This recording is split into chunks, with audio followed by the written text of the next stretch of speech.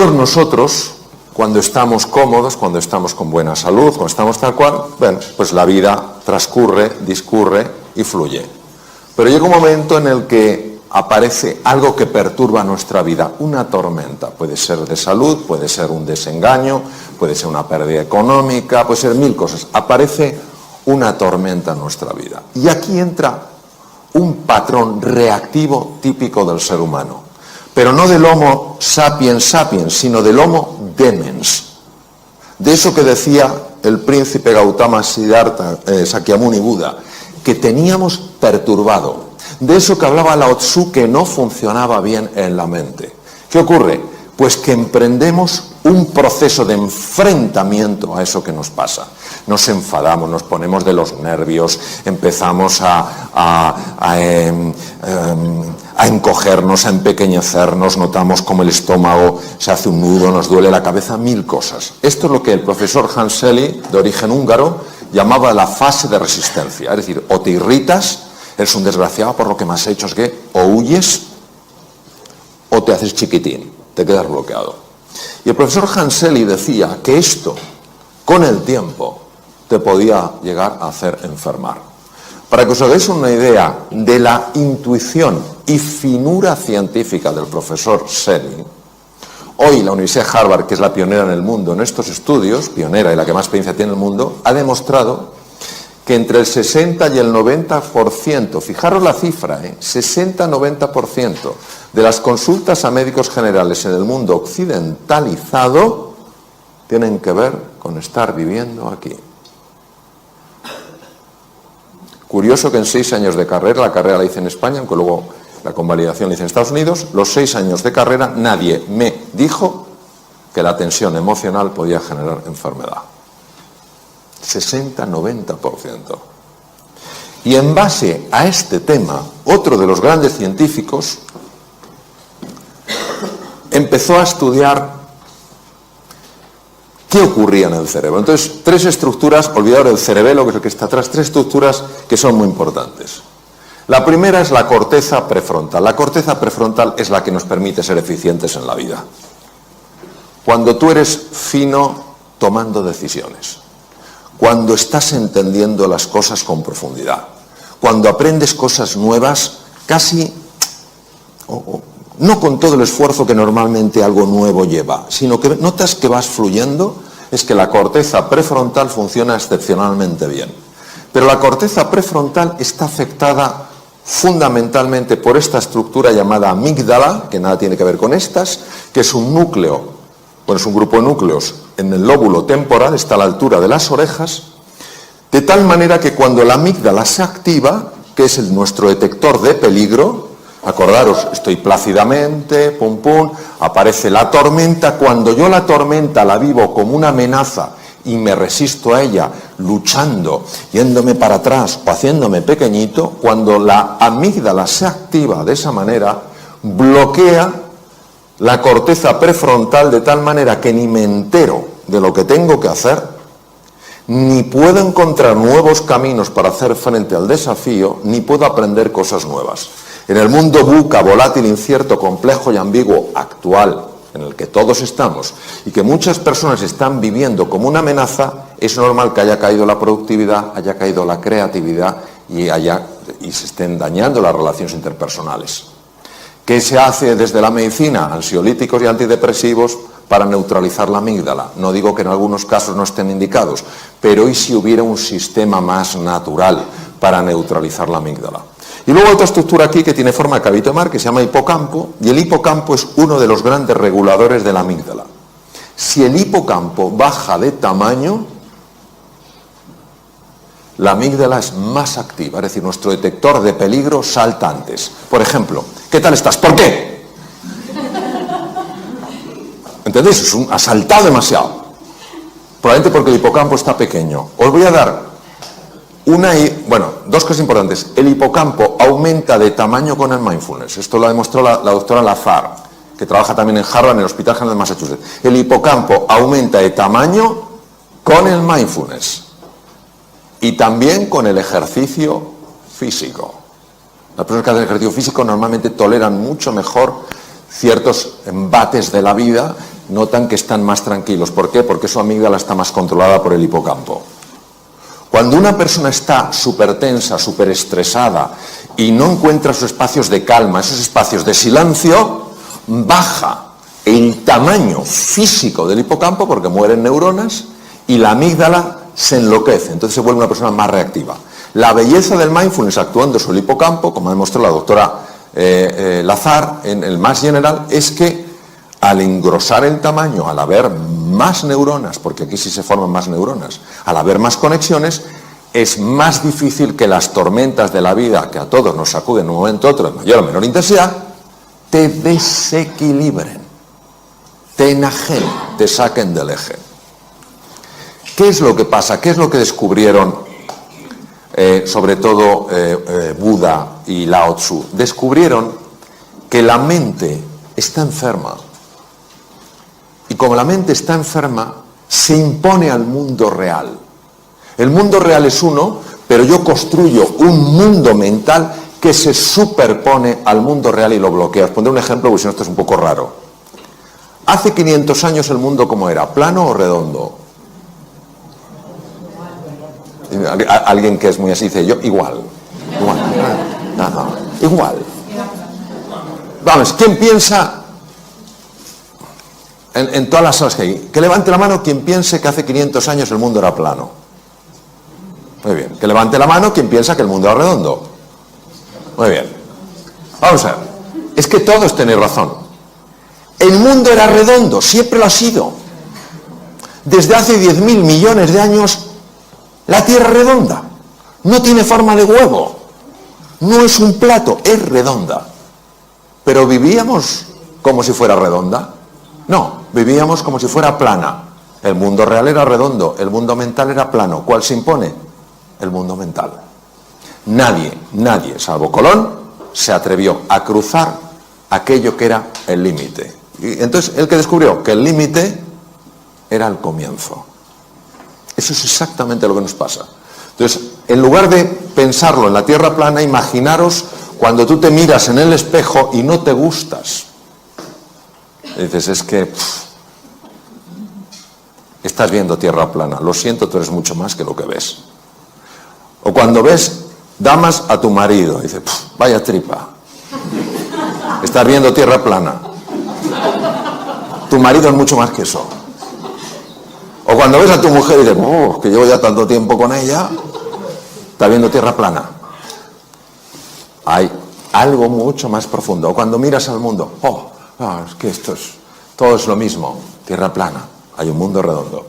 La ventaja del mindfulness es que te ayuda a ver lo que no estás viendo. Por eso la definición de sati es estar en el presente para ver las cosas como de verdad son. ¿Cómo son de verdad? Redondas, no planas. Bien.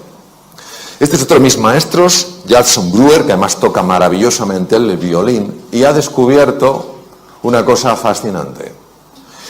Ha descubierto que tenemos un sistema que nos tiene atontados a todos. Estamos dormidos sin darnos cuenta, y todos conocemos el sistema. El sistema se llama DFN, Default Mode Network, y es el que hace que tú puedas conducir sin saber que estás conduciendo. Esto lo conocemos todos, ¿no? Pero dices, ¿será posible? O sea, estoy pensando en 1000 cosas y sin embargo, como que el coche va solo, ¿sí? Pues que sepamos que esto aumenta significativamente la posibilidad de tener un accidente. Significativamente. ¿Por qué?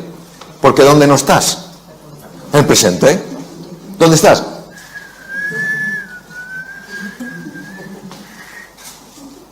Judson Brewer es psiquiatra y es neurocientífico.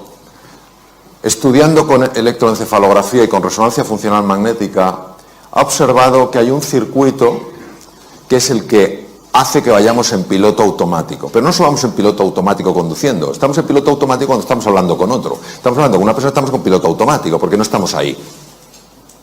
Eso sí, dejamos la cara puesta, pero la olla no la llevamos a Camboya. La cara se queda. Como cuando vamos en el coche.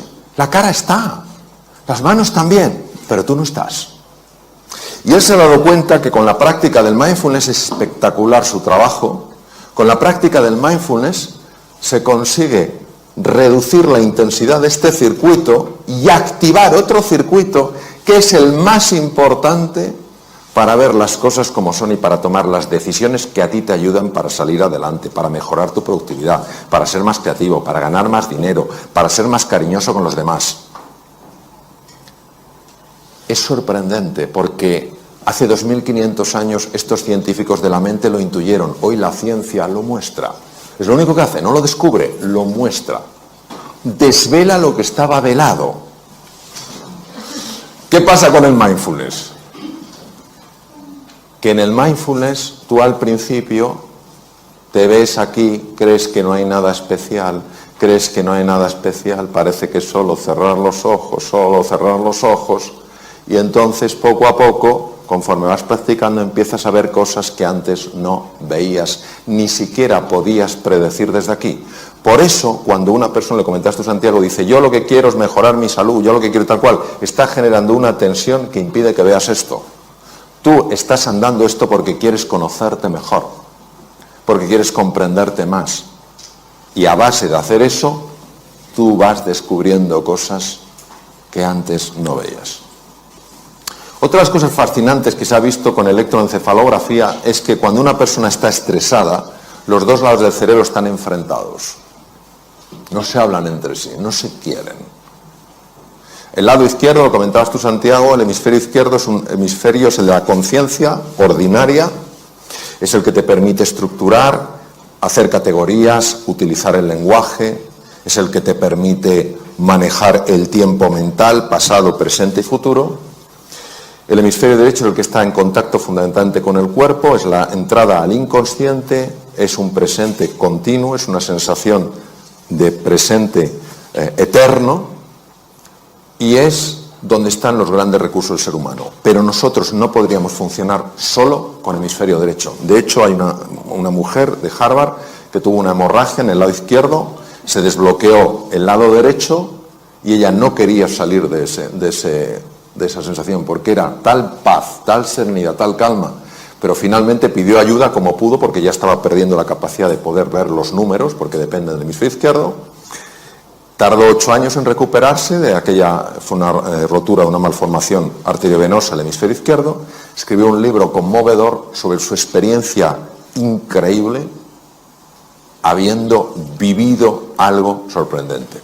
Sin embargo, lo que hemos visto con el mindfulness es que lo que hace no es...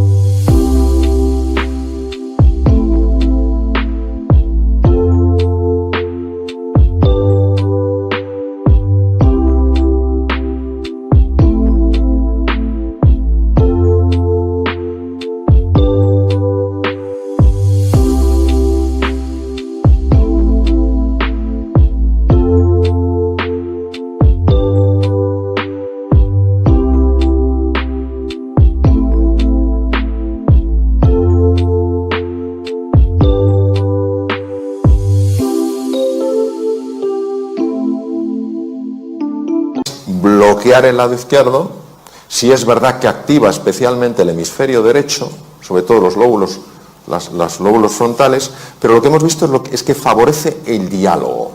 Favorece el diálogo. Cuando una persona está muy tensa, fundamentalmente son ondas muy rápidas, son ondas beta, sobre todo el alto beta, que son ondas de más de 30 hercios, es cuando una persona está, pues eso, en situación de alarma, tal cual.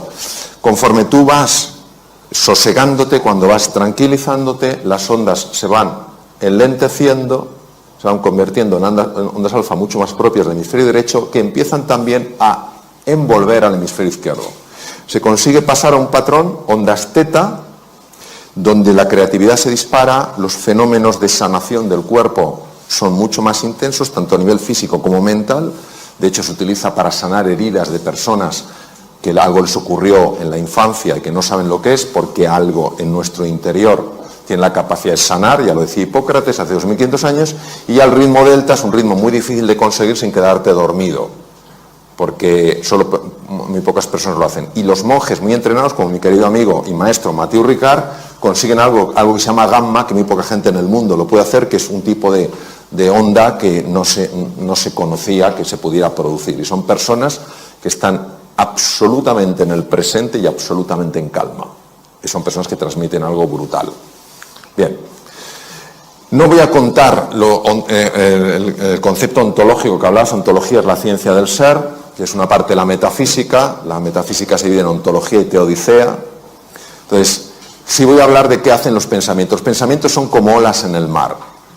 Llega un momento en que pueden ser tremendamente perturbadores. ¿Qué es lo que hace el mindfulness? El mindfulness lo que hace es, te convierte en un submarinista. Es decir, si tú estás aquí, te están los pensamientos y van como una ola. Cuando nos hemos bañado en aguas un poquito agitadas, sabéis que es que no tienes nada que hacer. La ola te iba para ahí, te iba para allá, etc. Pues igual los pensamientos. Empiezas a angustiarte por el futuro, empiezas a lamentarte por el pasado y te van para acá, para allá.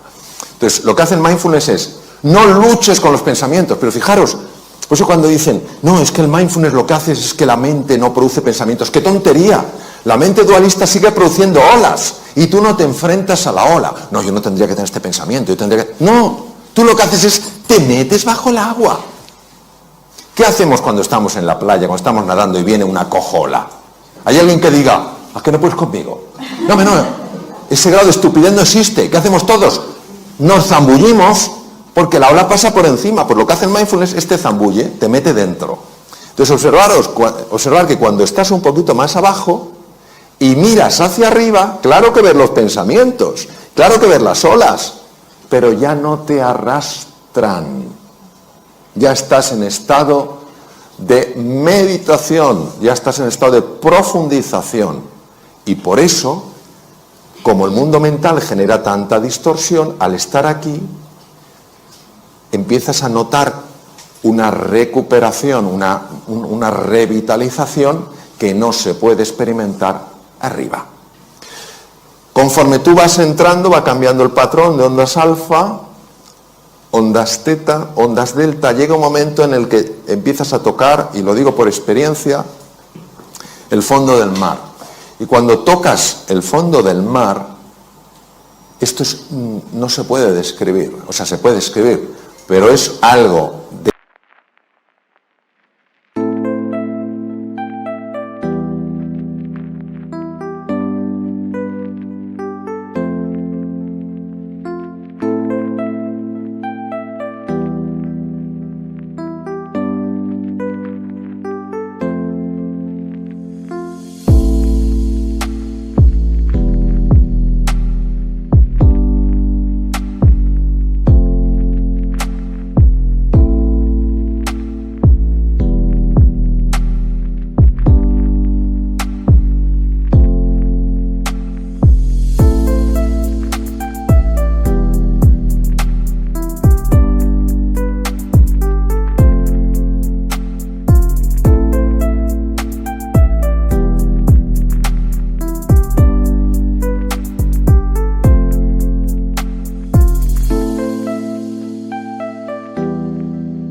tal rotundidad que puede darte una fuerza para tomar una decisión tremendamente difícil. Te puede dar una claridad que no sabes de dónde ha salido, pero que ahora la tienes y antes no la tenías. Es verdad que en el fondo del mar empiezas a ver talentos que no sabías que tenías, y es verdad que empiezas a ver algo que no es agradable de ver, pero que es necesario de ver. Empiezas a ver que algunas de las cosas que más te molestan en la vida las estás provocando tú sin saber que las provocas. Porque nosotros somos todos muy hábiles viendo el efecto de las cosas, pero no viendo la causa.